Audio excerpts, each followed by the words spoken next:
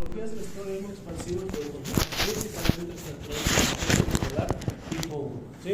También podríamos poner ahí el trastorno bipolar tipo 2, inclusive podríamos poner ahí la distimia, podría entrar ahí. También tenemos en el otro lado del espectro el trastorno depresivo mayor, ¿sí? La distimia, y según la literatura hay algunos... Es que hay dos tipos. Ajá, expansivo y deprimido. La depresión mayor está del lado deprimido. Depresión mayor, distimia, y también podríamos meter ahí, dependiendo de la literatura que ustedes gusten checar, el trastorno de adaptación, aunque hay autores, y de hecho en el DSM-5 el trastorno de adaptación viene separado, o sea, viene en otra parte. Primera pregunta, ¿qué es el estado de ánimo? ¿Sí? Si vamos a hablar de patología del estado de ánimo, de alteración del estado de ánimo, pues tenemos que definir qué es el estado de ánimo. ¿Sí? ¿Alguien que me quiera decir? ¿Alguna idea? Lo que sea. Pues son las emociones que... El estado de ánimo son emociones.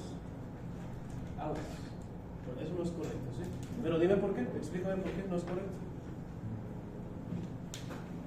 Vamos a suponer que el día de hoy tú te levantaste muy temprano y te dieron de desayunar algo que no te gustó. Te enojaste porque te dieron de desayunar algo que no te gustó. Pero más al rato saliste con tus amigos y te pusiste feliz. ¿Cuál fue tu estado de ánimo? Alegría. Pero estuviste enojado en la mañana. Ahora vamos a suponer que mañana haces un examen y repruebas terriblemente mal y te pones muy triste. ¿Estás deprimido? ¿Tu estado de ánimo es deprimido? No. No. Ahí es donde se nos revuelve. Y ahí es donde la gente cree que estar triste es depresión. De entrada les digo que la depresión no tiene nada, no tiene poco que ver con estar triste. Fíjense, hay una diferencia entre emociones y sentimientos. La emoción es lo que tú me estás describiendo perfectamente. Una emoción es, yo recibo un estímulo y mi cuerpo tiene una reacción neurofisiológica a ese estímulo. Por ejemplo, si llega uno de ustedes y me da un golpe, obviamente mi reacción va a ser de enojo, ¿verdad? ¿Sí? Las emociones es eso, es la respuesta a un estímulo. Si te dicen algo bonito, tienes una emoción pues bonita, ¿verdad? Esas son las emociones. Las emociones, cuando pasan por el filtro del prefrontal, cuando se le añade una parte subjetiva, se convierten en sentimientos. El sentimiento ya no nada más es algo que te provoca, no es nada más una respuesta a un estímulo. El sentimiento viene ligado a una historia de vida, el sentimiento viene ligado a una interpretación subjetiva de la persona. Tú y yo nos podemos enojar, pero nos vamos a enojar de manera diferente, ¿sí? Los dos podemos estar felices, pero vamos a estar felices de manera diferente. Esos son sentimientos, ¿sí? El estado de ánimo, ¿a qué se refiere? El estado de ánimo hace referencia a, en un lapso de tiempo, los sentimientos que va teniendo la persona. Ojo, no emociones, sentimientos. ¿Qué queremos decir con esto? Que ya va incluido ahí una interpretación subjetiva del estímulo del medio a la persona. Pero el estado de ánimo, ¿qué es? El estado de ánimo es la suma de todos los sentimientos que va teniendo la persona en un determinado tiempo. ¿Cuánto tiempo? Bueno, depende de qué patología estemos estudiando. Si estamos estudiando, por ejemplo, depresión, el tiempo va a ser 2 semanas. Si estamos estudiando, por ejemplo, trastorno bipolar tipo 1, el tiempo va a ser 1 semana. Si estamos estudiando hipomanía, 4 días.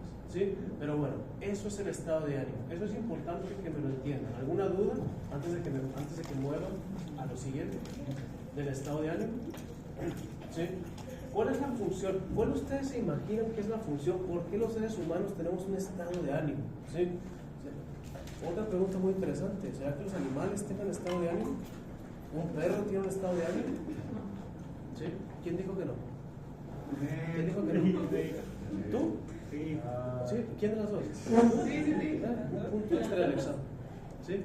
Los perros no tienen sentimientos. Y si me explicas por qué, te doy el punto. Pero explícame por qué. ¿Por qué el perro no tiene sentimientos? ¿Sí? Los perros tienen emociones, eso es cierto. Los perros tienen emociones. ¿Sí? ¿Tienen capacidad de pensamiento abstracto? Vas. Ajá. Que no tienen pensamientos objetivos sobre Exactamente. Un perro puede estar feliz, pero no puede decir, es que yo estaba feliz hace 2 semanas o yo estoy feliz de esta manera. ¿Sí? Eso es algo subjetivo y eso es una capacidad de procesamiento que el cerebro en general de los mamíferos no lo tiene. ¿Sí? Pero bueno, vamos a avanzar. El estado de ánimo sirve al ser humano como una guía, como un continuo en la mente. Si ustedes se dan cuenta, la gran mayoría de las patologías, independientemente cuál sean, van a alterar el estado de ánimo. Si a ustedes les da gripe, ¿cómo van a estar? Pues van a estar tristes, van a estar cansados, van a estar etcétera, etcétera, etcétera. Pero propiamente la patología, en lo que respecta a psiquiatría del estado de ánimo, hace referencia a disrupciones grandes del estado de ánimo. Por eso es que si ustedes llegan y me dicen, es que estoy triste el día de hoy, bueno, eso no es depresión, ¿sí? Eso es normal. Es normal estar triste un día. Incluso es normal estar triste 2 días. Si se muere un familiar, es normal estar triste por la muerte del familiar. Perfectamente normal. Y si nos vamos al lado de la manía, es perfectamente normal que si tienen examen, anden acelerados. ¿Sí? Eso es perfectamente normal. Ya lo patológico es, hay un corte, hay una disrupción entre el comportamiento normal de la persona y la patología. Entonces, vamos a ir paso por paso con, primero, depresión, que creo que es un poquito más fácil de entender que la manía. La depresión, fíjense qué interesante, la depresión ha estado con la raza humana desde que somos raza humana. Si ustedes, adelante. Hola, una disculpa, ¿sí? ¿De qué?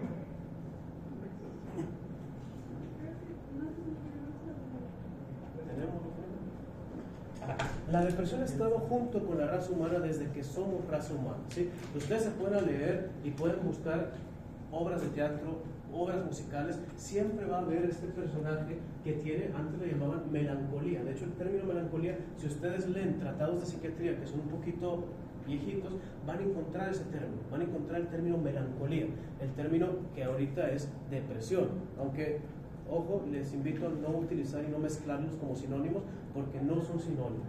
Entonces, ¿qué es la depresión? ¿Alguien que me diga? Si no me quieren dar la definición, explíquenme cómo se siente un paciente con depresión. ¿Dime? Sin ánimo de nada, sin ganas de poder levantarse, de hacer las actividades diarias. Ok, muy bien. Con una baja en su actividad física, ¿sí? Podríamos ponerle a eso retraso psicomotriz, ¿verdad? Exactamente. El término médico, por así decirlo, es eso, retraso psicomotriz. Muy bien, pero tú me estás dando un síntoma. Muy bien, estás dando un síntoma. Pero ¿qué es la depresión en sí misma? ¿Sí? Tristeza extrema. ¿Cómo? Tristeza extrema. ¿Por qué esa respuesta? Por el estado de ánimo del paciente. Ok. Mira, no, pero te voy a explicar ahorita por qué no, ¿sale? Mira, la depresión se llama depresión porque es una baja en las funciones normales del sistema nervioso central. ¿En qué partes del sistema nervioso central? Específicamente, corteza prefrontal y frontal, el giro cingulado anterior, hipocampo y amígdalas. Esas son las 4 zonas donde nosotros vamos a ver una baja en la actividad. Si ustedes a un paciente con depresión le hacen un PET scan o una resonancia con función, lo que van a ver es que estas áreas van a estar menos funcionando a menos nivel metabólico que el resto de las áreas del cerebro. Dime. Corteza frontal o prefrontal, giro cingulado anterior, amígdala e hipocampo. Esas son las partes que están alteradas en la depresión, ¿sí? Entonces, ¿qué es lo que vamos a ver? Vamos a ver que funcionan menos, que tienen menos funcionalidad que lo que un paciente normal. ¿Qué provoca esto? ¿Sí? La menos función de estas áreas del cerebro va provocando un síndrome en el cual la persona va disminuyendo las funciones normales de estas áreas hasta un punto donde ya se vuelve patológico. Y si ustedes se dan cuenta qué hacen estas áreas cerebrales, se van a dar cuenta lo florido que es el cuadro depresivo. Con los pacientes depresivos yo no les puedo dar un así es o un así no es. ¿Por qué? Porque hay de todo, ¿sí? Hay pacientes que tienen una sintomatología de retraso psicomotriz, como dice la compañera, muy marcada. Hay pacientes que no tienen retraso psicomotriz, ¿sí? Entonces, vámonos por la parte neurobiológica. Clásicamente, y por clásicamente les digo, si ustedes lo buscan en los libros, así va a estar, clásicamente se asocia los neurotransmisores, especialmente los neurotransmisores derivados de monoaminas, como los causantes de la depresión. Entonces, si ustedes van a hacer una búsqueda rápida en Google, ustedes van a encontrar que en la depresión está mal funcionante las líneas serotoninérgicas, las líneas noradrenérgicas, las líneas dopaminérgicas, etcétera, etcétera, etcétera.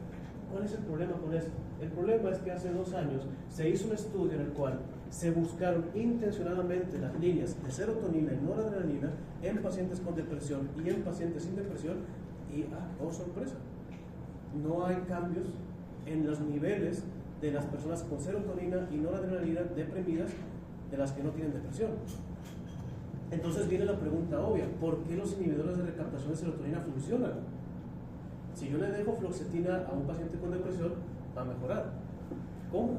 Pero si neuroanatómicamente no hay deficiencia de ninguno de estos neurotransmisores. ¿Sí? Y aquí viene la gran pregunta de la clase, ¿cómo funcionan los antidepresivos? ¿Sí? Esa es la gran pregunta, porque si ustedes recuerdan sus clases de psicofarma, a ustedes les enseñaron la neurona superior, la neurona inferior, el espacio interneuronal, y cómo los inhibidores de recaptación de serotonina lo que hacen es que la serotonina que sale de la neurona superior no se absorba y haga más efecto en el espacio intersináptico y mejora pues la funcionalidad de la vía, ¿no? Eso es lo que estamos ahí. Bueno, esto no ayuda para nada en la depresión. ¿Sí? De hecho, esto ayuda en problemas de tipo reumático, de tipo de dolores, como puede ser algunos tipos de dolores físicos, o sea, dolores del cuerpo. Yo les puedo dejar fluoxetina para tratar un dolor nervioso, sin ningún problema. Entonces, ¿cómo funcionan los antidepresivos? Fíjense, el antidepresivo, nosotros tenemos varios, son 7, pero el funcional es el 5-HT5, receptor de serotonina, que es el receptor donde más tienen efecto los antidepresivos. Ese receptor lo que hace, aparte de bloquear la recaptación de serotonina, es que induce mediante la vía de las cascadas, proteicas, proteína C, etcétera, etcétera, induce un cambio epigenético en la funcionalidad de la neurona. Por eso los antidepresivos no hacen efecto a menos que uno los deje por 14 días, por lo menos. Algunos libros dicen 21 días, porque lo que estamos modificando no es funcionalidad neuronal, no es la velocidad de transmisión. Estamos modificando genéticamente, epigenéticamente en este caso, a la neurona. Estamos haciendo que la neurona secrete diferentes proteínas, funcione a niveles diferentes.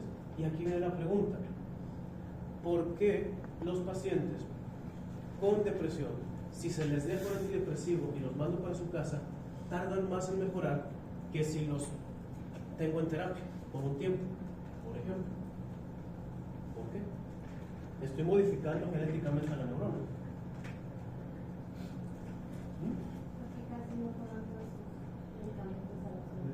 Eso es un tema muy importante, y el apego a los medicamentos en psiquiatría es todo un tema que sí deberíamos tomar algún tiempo para discutir eso y a discutir técnicas de cómo convencer al paciente de que lo tome todos los días, pero para efectos de esta clase vamos a omitir eso. Vamos a suponer que el paciente toma su medicamento religiosamente.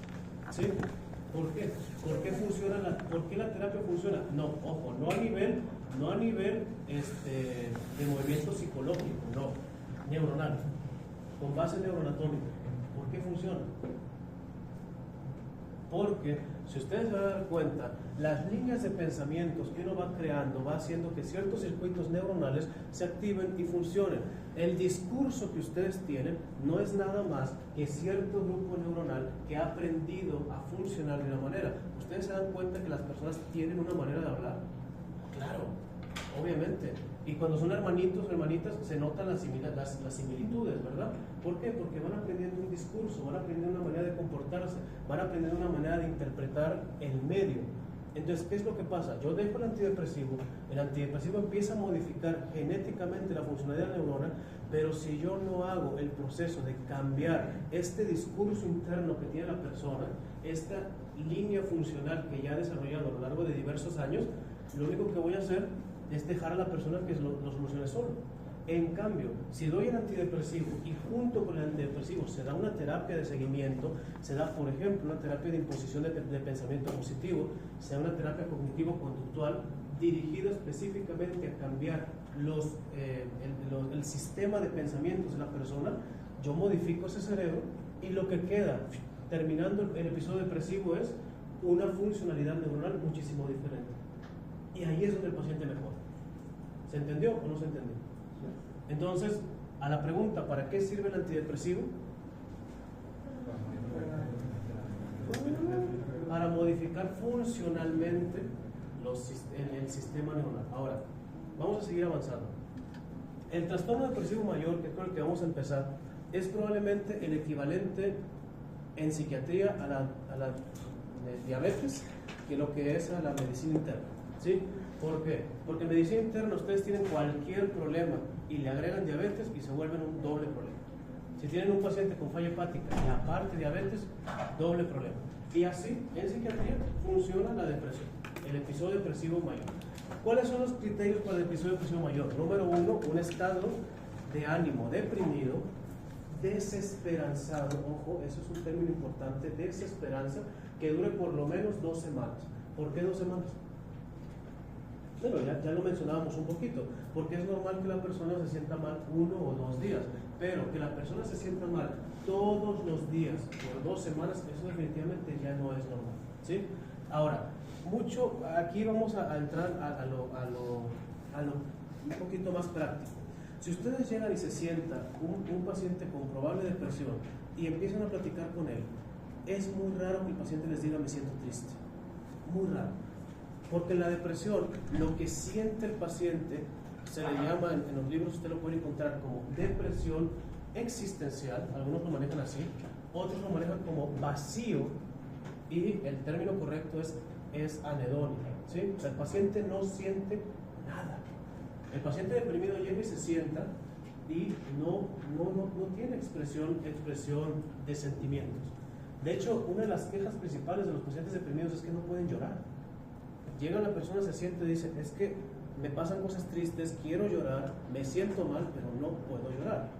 ¿Sí? Ese es un cuadro depresivo. Ahora, desde que entra el paciente con depresión, uno los va observando cómo caminan.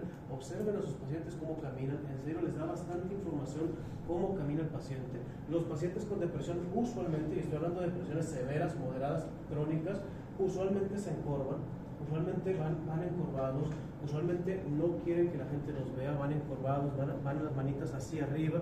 ¿Han visto las abuelitas que agarran esta posición así?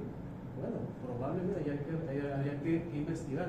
En los pacientes con depresión son asimétricos en su fascia, no asimetría de daño neurológico focal, no, pero generalmente están así, un poco torcidos o así, tienen esta asimetría en la cara. Y otra cosa muy interesante en los pacientes deprimidos en su aspecto es que uno los ve desalineados, pero coherentemente desalineados. Acuérdense de eso, porque los pacientes esquizofrénicos también los vas a ver desalineados, pero el paciente esquizofrénico o maníaco desalineado, uno los ve incoherentemente desalineado. ¿A qué me refiero? Que el paciente deprimido va a llegar probablemente con 1 semana sin bañarse, ¿sí? Pero cuando salió se intentó peinar. ¿Me explico? ¿Sí? Tienen estas funciones de dejar las cosas. Ahora, ya una vez, vámonos con los criterios. El resto de criterios, que son 7, si no me falla mi memoria, habla de distintas sintomatologías que puede o no puede tener el paciente deprimido, ¿sí?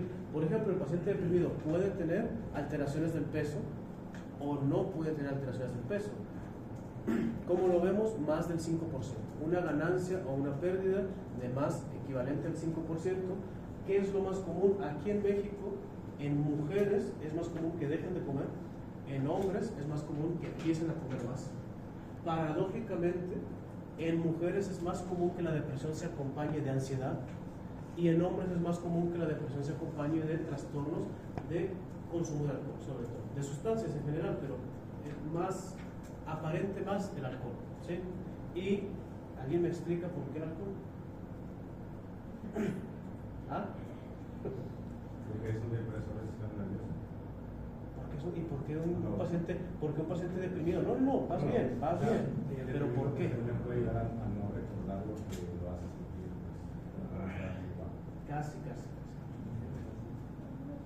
Casi. ¿Cuál es uno de los síntomas principales del paciente deprimido? Uno de los principales, de hecho, casi siempre que hacemos pesquisa de depresión es el que preguntamos para ver cómo está la cosa. Alteraciones en el sueño. Casi todos tienen insomnio, ¿sí? ¿Y el alcohol qué pasa? Es un depresor del sistema nervioso, es un GABérgico y provoca sueño, ¿sí? Entonces empiezan a tomar, ¿para qué? Para dormir. ¿Sí tiene sentido o no tiene sentido? Bueno, alteraciones del sueño es otro de los criterios, de los puntos importantes que tomar en cuenta en un paciente con depresión. Aparece usualmente el insomnio de inicio, es el que aparece más comúnmente.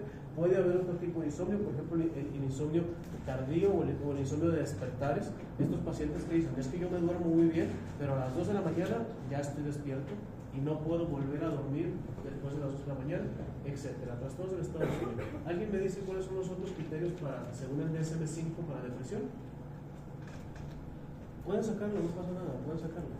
¿Sí? Lo importante es que participen. ¿Sí? ¿Quieres decir algo? Bueno, otro de los puntos que es importante estudiar en el paciente con depresión es el retraso psicomotriz, como decía la compañera.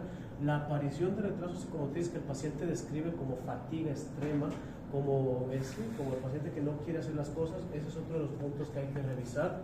La anedonia, que ya lo comentamos un poquito, que es la incapacidad para sentir placer, es la anedonia.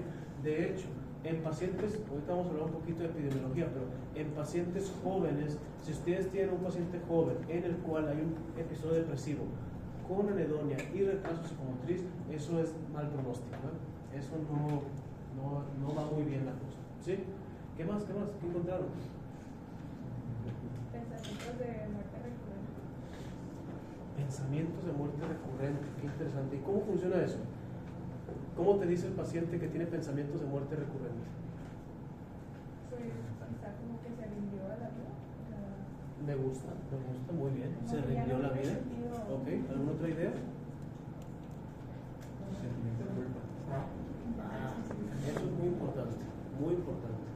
Sentimiento de culpa y autorreproche. ¿Qué?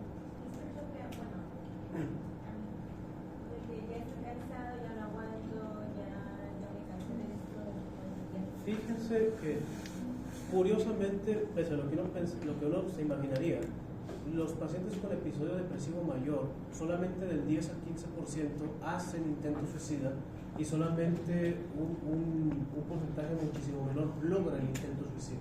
¿Sí? ¿Por qué?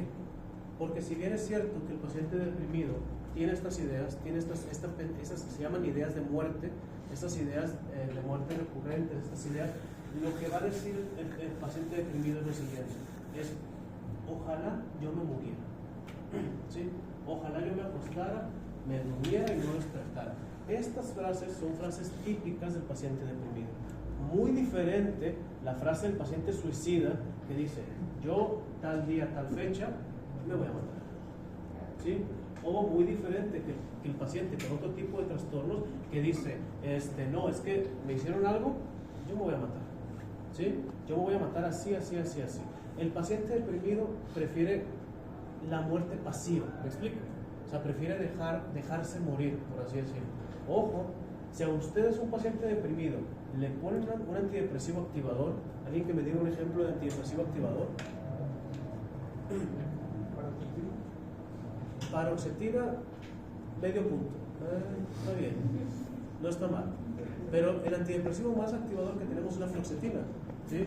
Si ustedes le dejan a un paciente que tiene ideas de muerte fluoxetina, aunque sea dosis estándar, que es 20 miligramos, lo vas a levantar del estado de ánimo y ahí es donde se te puede matar. El paciente deprimido se suicida ya que se siente mejor, ¿sí? Porque cuando está en un episodio deprimido no tiene energía para hacer nada, ¿sí? Pero si tú le pones el antidepresivo, empieza a mejorar, de repente, ¡pum!, se suicida. Ahí es donde está el riesgo con los pacientes deprimidos. Y ahí es donde uno tiene que hacer, que es para otra clase, medir el riesgo que tiene el paciente o las pacientes y decidir la internalización, o sea, la hospitalización o el manejo ambulatorio. Ahí es donde se tiene que hacer. ¿Qué más? ¿Qué más con el paciente deprimido? ¿Sí? Disminuye la capacidad de concentrarse. Muy interesante la disminución de capacidad de concentrarse. ¿Qué otras patologías disminuyen la capacidad de concentración? ¿Por qué la respuesta es TDAH? Todo el mundo tiene TDAH ahorita. No, el TDAH no tiene la dificultad para la concentración del TDAH es muy distinta que la dificultad para la concentración del paciente con depresión. El paciente con depresión no tiene ánimo, ni fuerza, ni cabeza para hacer nada, ¿sí? El TDAH lo que hace es que hace 10.000 cosas y ni una las termina, ¿sí? Pero las hace. El paciente con depresión no hace nada.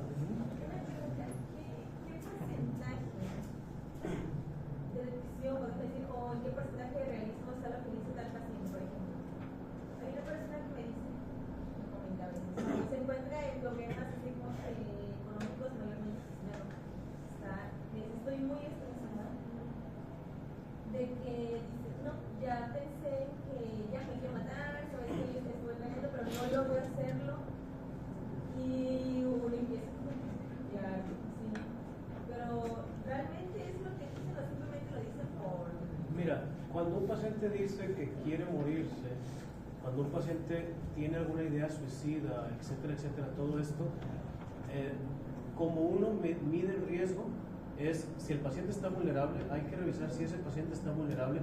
¿Qué es un paciente vulnerable? Es un paciente que vive solo, es un paciente que tiene otras enfermedades, tiene comorbilidades, es un paciente que ya ha intentado hacer un intento suicida anteriormente, es un paciente que tiene los medios o dispone de los medios físicos para llevar a cabo todo esto. Todos esos son pacientes vulnerables. Ahora, ¿qué tanto riesgo debes de tener con un paciente? Número uno, si el paciente tiene un plan, entre más armado el plan, más riesgo hay. ¿Sí?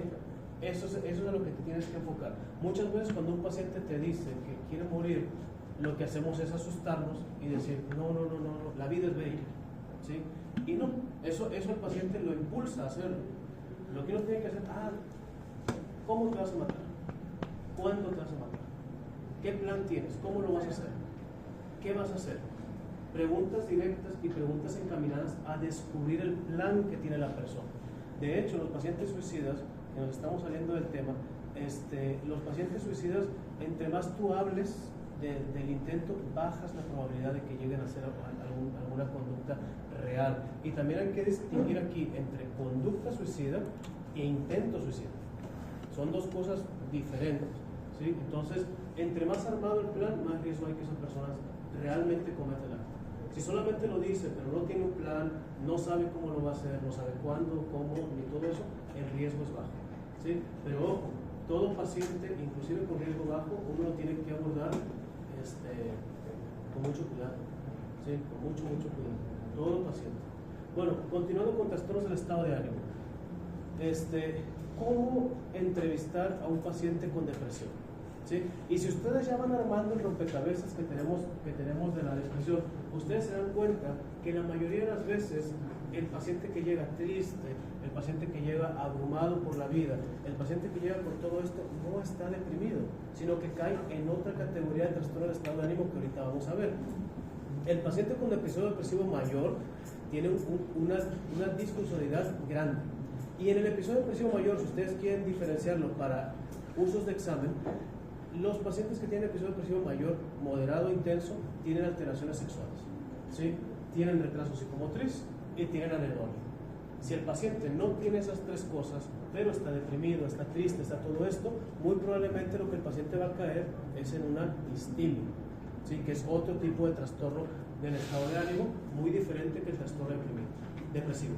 ¿Cuáles son los trastornos o las alteraciones sexuales que va a tener la persona? Si es hombre, impotencia es el más común. De hecho, la gran mayoría de las impotencias o las disfunciones eréctiles, entre un 80-90%, son de origen psicógeno, ¿sí? Únicamente un 10% son de origen orgánico, ¿sí? Entonces, para que lo tengan en cuenta. Usualmente es la queja. Ahora, también el paciente depresivo se puede hipersexualizar, sí puede pasar. ¿Pueden entrar en conductas sexuales de riesgo? Sí puede pasar, ¿sí? ¿Es algo forzoso preguntar respecto a la conducta sexual del paciente? Sí es forzoso preguntar la conducta sexual del paciente, porque ustedes les va a dar pistas de que no se trate de algún otro diagnóstico. Ahora, respecto al tratamiento de la depresión mayor, lo van a ver con la doctora, yo solamente les voy a dar algunas pautas generales. Obviamente el tratamiento es con inhibidores de la recaptación de serotonina o inhibidores de la recaptación de serotonina y noradrenalina. ¿Cómo lo van a iniciar? Bueno, cuando ustedes escogen el antidepresivo para una persona, tienen que tener en cuenta ciertas cosas. Número uno, tienen que tener en cuenta la edad, tienen que tener en cuenta las comorbilidades de la persona y tienen que tener en cuenta la sintomatología hacia dónde se mueve del paciente deprimido. Por ejemplo, si es un paciente deprimido que va acompañado de alta ansiedad, mucho insomnio, ¿sí? dejar de comer, ustedes le pueden dejar un antidepresivo que el efecto secundario sea ansiolítico, que el efecto secundario sea que de sueño, ¿sí? Entonces, con un solo medicamento estamos jugando con dos cositas, ¿sí? Entonces, por ejemplo, en este tipo de pacientes, lo ideal sería dejarles escitalopram o alguno de este tipo de medicamentos. Por otro lado, si las manifestaciones de la persona van más hacia el retraso psicomotriz, la anedonia, la lentificación del pensamiento, podemos utilizar un antidepresivo activador, como lo dijo el compañero, paroxetina, fluoxetina. Todos estos medicamentos pueden ser bien tolerados por el paciente y el efecto secundario es que le vamos a dar más energía. Casos especiales: adolescentes y ancianitos. En los ancianitos, las guías, ustedes lo van a ver, casi siempre dicen que les des sertralina, ¿sí? La manifestación de la depresión en un anciano es muy diferente que la manifestación en una persona joven. Los ancianos, por lo general, lo que manifiestan es el retraso psicomotriz. De hecho, por eso, ¿se acuerdan cuando hablamos de demencias que hablamos de la pseudodemencia? Es parecido a una demencia, pero es en realidad una base depresiva. Bueno, así se ve la depresión en el ancianito. El viejito muy rara vez dicen: me siento triste, me siento mal, me siento desesperanzado. No, ellos no dicen eso, ¿sí? Y el manejo con antidepresivos con los ancianitos tiene que ser cuidadoso, porque acuérdense que hay antidepresivos que provocan sangrado del tubo digestivo, del tubo digestivo alto. Hay antidepresivos que pueden provocar problemas cardíacos. Entonces uno tiene que tener cuidado con el efecto secundario del antidepresivo y escoger el antidepresivo que mejor le funcione al paciente. En adultos mayores utilizan mirtazapina. Los pacientes lo toleran bien. ¿Pueden utilizar sertralina? Sí, pueden utilizar sertralina sin ningún problema. Podrían incluso utilizar fluoxetina con los cuidados que requiere cada uno de estos medicamentos. Ahora, con los adolescentes y los niños manifiestan los cuadros depresivos con irritabilidad y agresividad más que con otras manifestaciones. En ellos, el uso de fluoxetina, de sertralina, de paroxetina está prohibido absolutamente. ¿Por qué? Aumenta el riesgo suicida, ¿sí? Si ustedes le dejan, de hecho hubo un caso hace como un año o un año y medio, no me acuerdo, de un muchachito en Estados Unidos, un adolescente de 15, 16 años, que su psiquiatra le dejó fluoxetina y el muchachito se suicida. Entonces demandan al médico por haberle dejado un antidepresivo que está contraindicado en este grupo de edad, ¿sí? ¿Qué antidepresivos pueden utilizar en adolescentes? Pueden utilizar el escitalopram, pueden utilizar el citalopram. Fuera de eso, ni le muevan ni se metan, ¿sí? De hecho, en general, con este tipo de trastornos, a menos que sea su área de expertise, mejor interconsúltenos, no se compliquen ya en la vida diaria, ¿no? Vamos a movernos con la distimia. La distimia es la hermana menor de la depresión. Y la gran mayoría de los pacientes que acuden a consulta que dicen que tienen depresión, en realidad lo que tienen es distimia, ¿sí? La distimia es, antes se conocía como el estatus depresivo persistente, que es un estado de ánimo bajo, un estado de ánimo deprimido, que no llega a la intensidad de una depresión mayor y que por lo general no tiene todas las manifestaciones de la depresión mayor. En los pacientes distímicos es muy raro que nosotros veamos trastornos sexuales, es muy raro que nosotros veamos trastornos alimenticios, es muy raro que nosotros veamos franca anedonia o franco retraso psicomotriz. Estos pacientes son el paciente que llega y llora en la consulta. Es el paciente que llega y dice: me siento triste, me siento mal, en la vida todo me va mal, etcétera, etcétera, etcétera. Son los pacientes que tienen manifestación emocional. Acuérdense que el paciente deprimido muy rara vez va a hacer esas cosas, muy rara vez.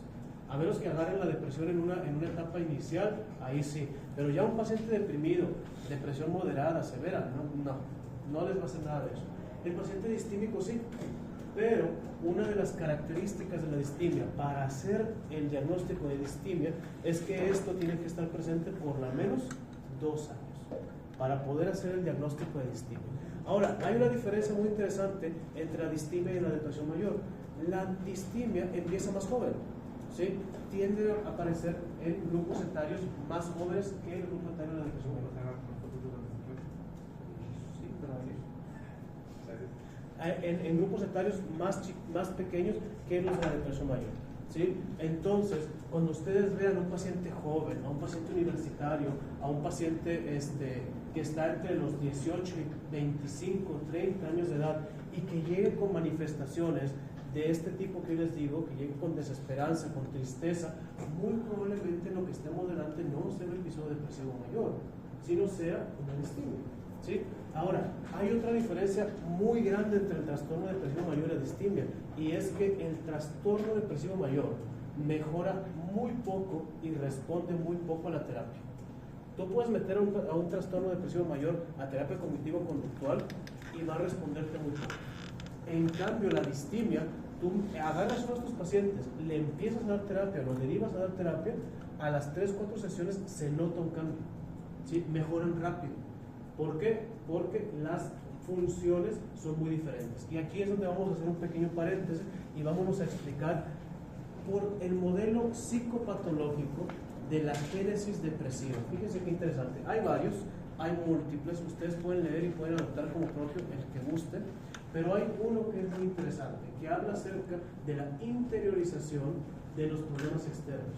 Es decir, las personas que tienen cierta tendencia a la depresión, usualmente crecen en un entorno donde la familia o el entorno donde están empuja al paciente a interiorizar los problemas, ¿sí? Es decir, si nosotros comparáramos aquí a un paciente exteriorizador y a un paciente interiorizador, el paciente interiorizador tiene un problema, es tu problema, pero el paciente interiorizador tiene un problema y es mi problema. Vamos a poner ejemplos.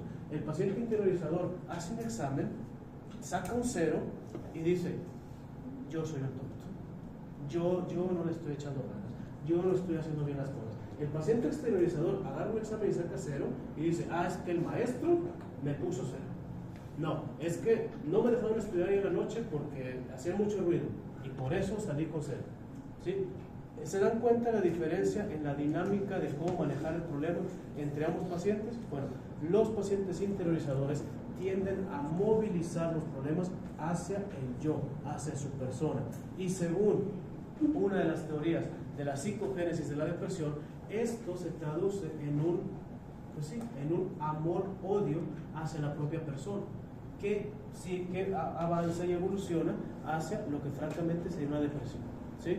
Ahora se dan cuenta de por qué es tan común que en los pacientes deprimidos veamos también problemas de autoestima, veamos también problemas de manejo social, ¿sí? Porque la gran mayoría de ellos van a ser pacientes interiorizadores.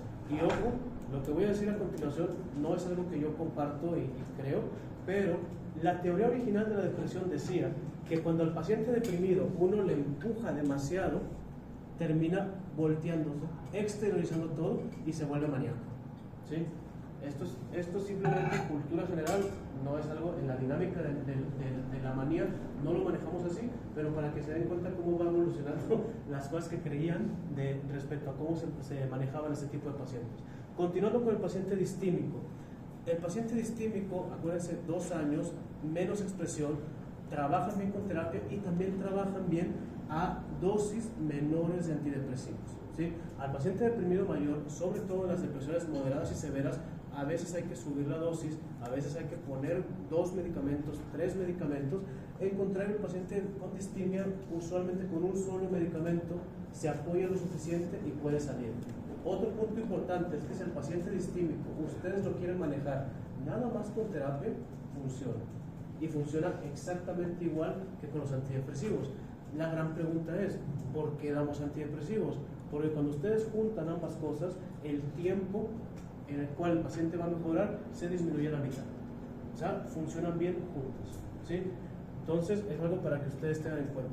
El último trastorno del estado de ánimo de la parte depresiva, que es el trastorno de adaptación, que les digo, en algunos libros viene, en algunos libros no vienen, lo vamos a mencionar poquito.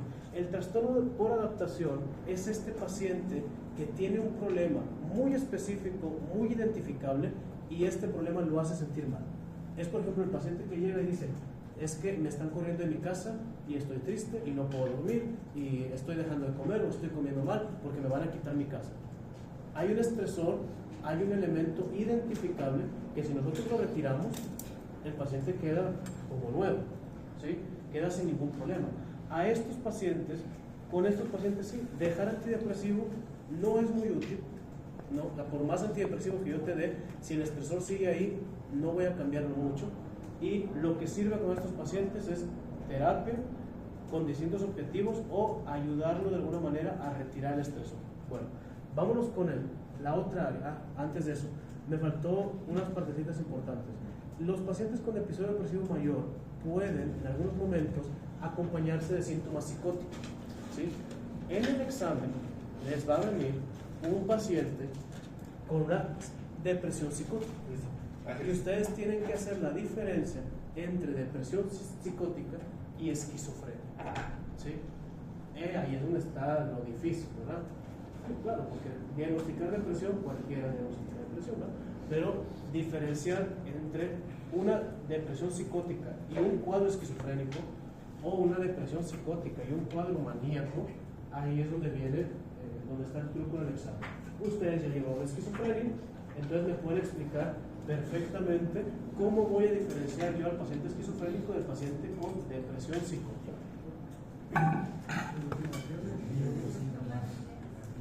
Pero la depresión psicótica también puede tener alucinaciones y también puede tener delirios. La persistencia de dichas alucinaciones. ¿Cómo que la persistencia? O sea, debe ser por mínimo 6 meses en esquizofrenia. Y también te va a acompañar de pensamientos organizados y delirios. Pero sí, yo creo que eso. Pero los cuadros depresivos pueden durar hasta 13 meses. 13 meses puede durar un episodio depresivo mayor. Pero los delirios no son tan, digamos, constantes, se tienen que extender por un mes por lo menos para que sea infinito. No es la duración de los delirios, es más el contenido de los delirios, ¿sí? Está muy buena tu respuesta, muy acertada, pero va más hacia el contenido del delirio, al contenido de las alucinaciones que a otra cosa. El paciente con depresión psicótica, sus delirios, sus alucinaciones, sus ilusiones van a ir conectadas con el estado anímico. Es decir, va a haber una conexión anímica entre estas dos cosas, algo que el paciente esquizofrénico no lo vemos. El paciente esquizofrénico puede ver una cabra, puede después ver una persona muerta, puede ver cosas que son aberrantes, pero el paciente con depresión psicótica va a ver cosas que tienen que ver con sus ideas de autorreproche, que tienen que ver con su estado emocional y que tienen que ver con su historia de vida, ¿sí? Es decir, vamos a ponerlo así, alucinaciones personalizadas, ¿sí? Entonces, por ejemplo, una persona en una depresión psicótica puede decir que se le aparece su mamá muerta y que su mamá muerta le dice, es que tú me mataste. Ah, caray, esa es una alucinación demasiado construida para un paciente esquizofrénico. Oye, puede ser, sí puede ser, pero ahí es donde se estudia al paciente y se ve cuáles son las conexiones que tienen, ¿sí? Pero sí, les va a venir en el examen un caso de depresión psicótica para que lo tengan en cuenta, y las depresiones psicóticas hay que bajar al paciente con antipsicóticos, exactamente igual que la esquizofrenia. Bueno, moviéndonos un poquito, ya vimos depresión psicótica, comorbilidades de los trastornos depresivos. La mayoría de los trastornos depresivos se acompañan de ciertas comorbilidades. El primero es el abuso de sustancias, específicamente el alcohol, ¿sí? Fíjense que hay trastornos que les gustan ciertas sustancias. Por ejemplo, el TDAH le gusta la nicotina, ¿sí? Los esquizofrénicos adoran fumar, ¿sí? Les encanta el tabaco. Pero a los depresivos les encanta el alcohol, sobre todo si son hombres, ¿sí? En depresión, alcohol. Acuérdense de esas dos cosas. ¿Con qué otras cosas como habilidades físicas podemos ligarlo? Número uno, debemos de buscar intencionadamente alteraciones en el eje hipotálamo, hipófisis, suprarrenales, ¿sí? Los niveles altos de corticol sí pueden provocar estados depresivos, sí es cierto. Ahora, con el corticol ni sin emociones, ahorita está de moda, todos los pacientes tienen corticol elevado, todos los pacientes llegan queriendo que les midan el corticol. La realidad es que para que haya un corticol elevado hay manifestaciones físicas del corticol elevado, ¿sí? Un paciente que físicamente no vemos ningún problema, la probabilidad de que tenga el cortisol elevado, mínimo, ¿sí? Pero ustedes pídanselo, determinación de cortisol en orina para que estén en paz, ¿sí? Por su paz mental. ¿Qué otra cosa tenemos que buscar intencionadamente? Problemas de la tiroides, hipotiroidismos, ¿sí? A los pacientes con depresión hay que descartarles el hipotiroidismo, sobre todo si son personas de la tercera edad. Hay que descartar el hipotiroidismo. ¿Con qué otra cosa hay que descartarlo? Con todas las demencias. Hay que hacer la diferenciación con las demencias en pacientes de la tercera edad también. ¿Qué otra condición física debemos descartar en episodios depresivos? Enfermedades de transmisión sexual, sobre todo VIH, ¿sí? Sobre todo VIH. Acuérdense de eso, ¿sí? Sí es importante. Ahí les dejamos de tarea luego que me digan por qué. Sí, pero sí es importante. Fuera de eso, la determinación de vitamina D puede ser importante, sí puede ser importante, pero acuérdense que las avitaminosis en nuestro medio son rarísimas, ¿sí? Ahora, si les llega un paciente que viene de un rancho, que tiene una mala dieta, etcétera, etcétera, bueno, ahí cambian las cosas, pero por lo general las avitaminosis son raras. ¿Qué? Vitamina D. Vitamina D. D. ¿Sí? Bueno, antes de... ¿Bien? ¿La vitamina D es lo que va a causa la depresión o por la depresión la vitamina D pasa? Esa es una pregunta, la pregunta del millón. La respuesta es no sabemos. Es exactamente lo que se está discutiendo. Es cierto que se ha visto que pacientes deprimidos, especialmente en depresiones moderadas, tienden a tener niveles bajos de vitamina D, pero los niveles no son suficientemente bajos como para considerarse una deficiencia de vitamina. ¿Me explico? Tienden a tener niveles más bajos. Ahora, suplementar con vitamina D a los pacientes deprimidos, ¿les ayuda? La respuesta es que no mucho. A menos que tú puedas demostrar que la deficiencia es específicamente de vitamina D y que puedas demostrar que el paciente tiene la deficiencia, ayuda muy poco, ¿sí? Entonces, la respuesta a tu pregunta es no sabemos, ¿sí? Es un campo que sigue todavía en estudio. ¿Sale? ¿Alguna otra pregunta? ¿De depresión? ¿Podemos empezar con casos clínicos? ¿Sí? Bueno, ¿qué medicamento usted le pondría a un paciente con depresión mayor que después de 2 meses de tratamiento no mejora los síntomas? Vamos a suponer que este paciente lo están tratando con sertralina, 50 miligramos, tiene 2 meses con el tratamiento, lo toma religiosamente y no responde al tratamiento, ¿sí? Y sigue todavía en episodio depresivo. ¿Qué se hace con este paciente? ¿Qué opciones tenemos? Podemos cambiarle el antidepresivo, ponerle otro antidepresivo, podemos subirle la dosis y podemos agregar otro fármaco. ¿Quién dice cuál? ¿Qué respuestas? ¿Qué respuestas? A ver, vamos. ¿Cuál sería el primer paso en este paciente?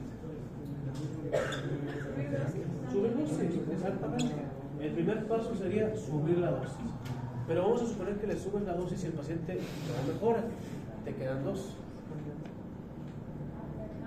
¿Verdad? ¿Agregar? ¿Qué le agregas? Un ansiolítico para la depresión. Un ansiolítico para la depresión. Puedes agregar el ansiolítico para síntomas de ansiedad en la depresión. Sí. Pero para la depresión puedes agregar a un inhibidor de la recaptación de serotonina, como es serotonina, como es sertralina, puedes agregar un inhibidor de la recaptación de serotonina y noradrenalina, ¿sí? Esos puedes combinarlos, puedes ponerlos juntos. Es el segundo paso. Si el paciente ya no te respondió a subir la dosis, ponle un inhibidor de noradrenalina. Si no responde con eso, ponle un antipsicótico, ¿sí? Échale un poquito. ¿Qué antipsicótico es el de primera elección para estos casos? Para episodios depresivos que no responden, aripiprazol es el primero. Aunque en realidad podemos usar cualquiera, ¿eh? No hay diferencia. Por ejemplo, en la práctica de la doctora a ella le gusta la olanzapina, porque tiene más confianza con la olanzapina que con el aripiprazol, ¿sí? Pero pueden utilizar un antipsicótico como tercera opción. La última opción en depresión es el electrochoque, ¿sí? Que aquí en México así le da, tristemente. Y tristemente porque en realidad sí hay estudios que demuestran que funciona y funciona muy bien. Ahora viene la pregunta, ¿ustedes han visto estas terapias que les ponen aquí unos imancitos, unos chuponcitos y les ponen electricidad? ¿Las han visto? Es la terapia transcranial y no sé qué tanta cosa. ¿Servirá o no servirá? ¿Sirve o no sirve? ¿Y saben cuánto cobran por una terapia? Una de esas 10 sesiones de irte a poner los chuponcitos, ponerte ahí 50,000 pesos. ¿Sí? ¿Por todas? Por todas, o sea, por toda la sesión. Por conectarte 10 veces 15 minutos. Y tienes que pagar por adelantado. Bueno, búsquenlo si sirve o sea. ¿Sí? Bueno, ¿cómo vamos de tiempo? Ya, bueno. Entonces, la próxima clase espero que alcancemos a ver algo de trastorno bipolar y de ciclo.